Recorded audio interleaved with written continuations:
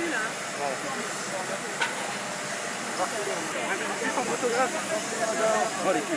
un peu. Recule un peu.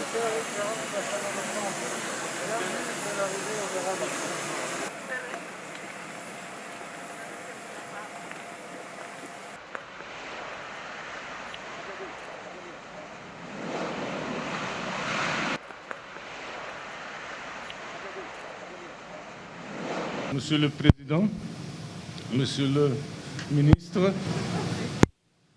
c'est un grand plaisir pour moi d'être ici à Bangui aujourd'hui à l'occasion du lancement du pont aérien humanitaire que l'Union européenne a mis en place. C'est le premier vol de ce pont aérien. C'est un symbole de la solidarité européenne qui va au-delà des frontières européennes, et notamment avec l'Afrique.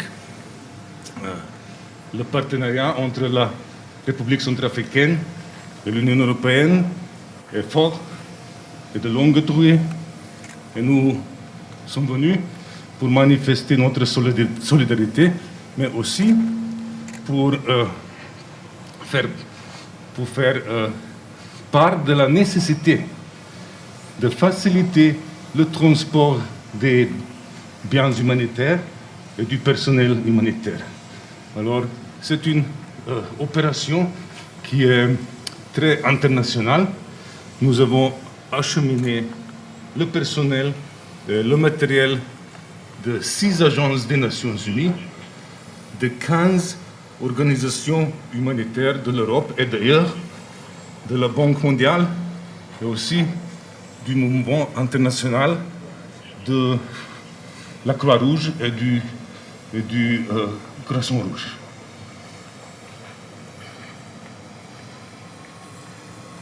Monsieur le commissaire, je voudrais tout d'abord, avec tous ceux qui vous ont accompagné, vous souhaiter la bienvenue en République centrafricaine.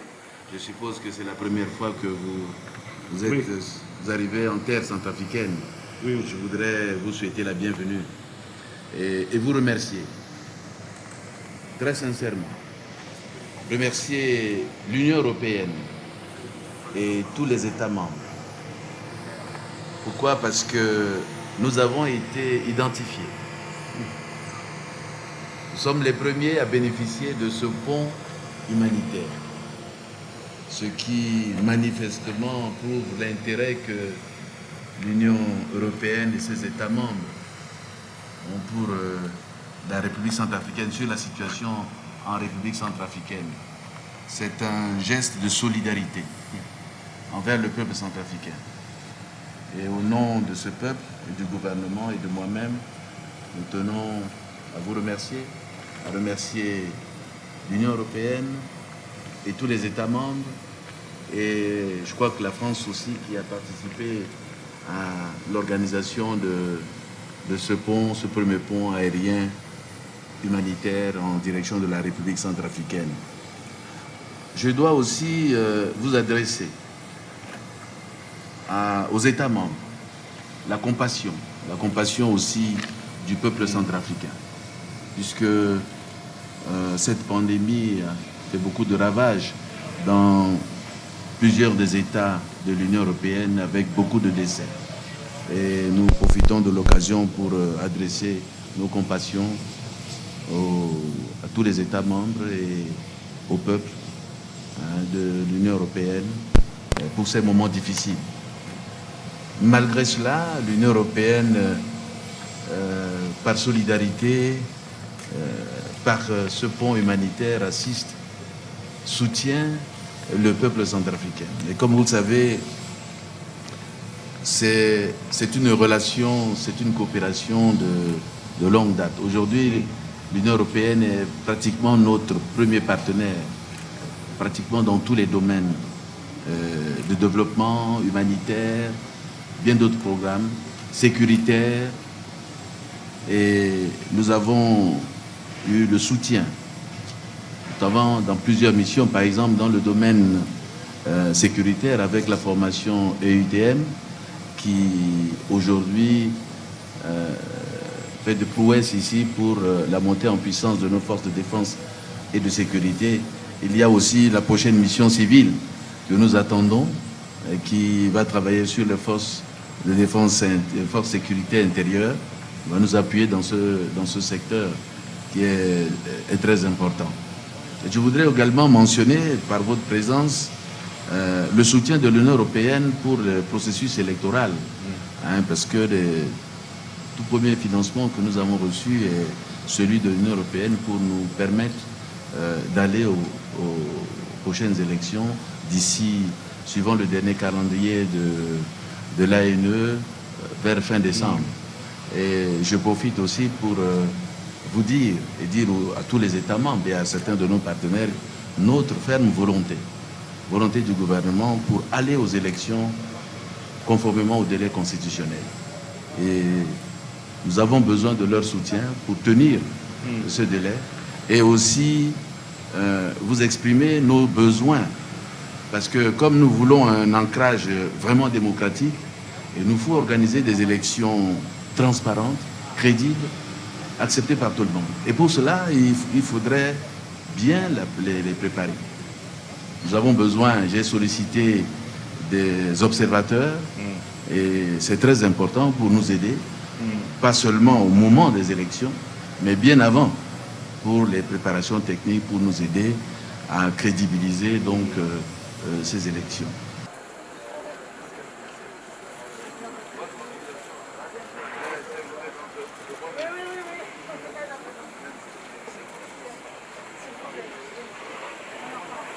Si je peux commencer, Monsieur le ministre, Madame la représentante spéciale adjointe, Monsieur l'ambassadeur, je suis très heureux d'être ici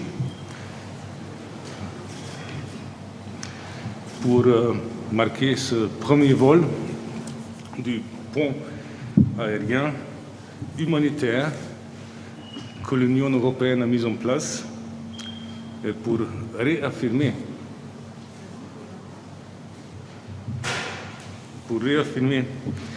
le soutien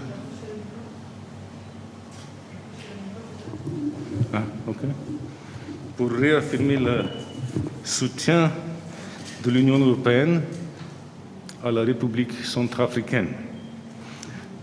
Je tiens ici encore une fois à remercier Son Excellence le professeur Touadéra, président de la République centrafricaine, pour la coopération et l'accueil qui nous a été réservé. Pourquoi ce pont aérien? Le monde entier, comme vous le savez, est confronté au défi de la pandémie Covid-19 et aucun pays ne peut remporter seul cette bataille. C'est pourquoi la solidarité européenne s'étend au-delà des frontières de l'Union. Portée par cette conviction, l'Union européenne a été parmi les premières à contribuer au financement de la réponse mondiale dirigée par l'Organisation mondiale de la santé. La pandémie provoque de nombreux défis logistiques pour la communauté humanitaire. L'acheminement de l'aide humanitaire est rendu plus complexe, précisément au moment où cette assistance est la plus nécessaire. Avec ce pont aérien humanitaire, l'Union européenne veut répondre à ces défis et faciliter l'acheminement de l'aide et du personnel humanitaire nécessaire dans le contexte actuel de la pandémie. Par cette initiative, l'Union européenne et ses États membres, comme la France, expriment la solidarité forte avec ses partenaires africains dans l'esprit de l'équipe Europe. Par cette initiative, nous permettons aux travailleurs humanitaires de répondre aux besoins des populations vulnérables malgré la fermeture des espaces aériens. Pourquoi la République centrafricaine. Le partenariat entre l'Union européenne et la République centrafricaine est solide et large.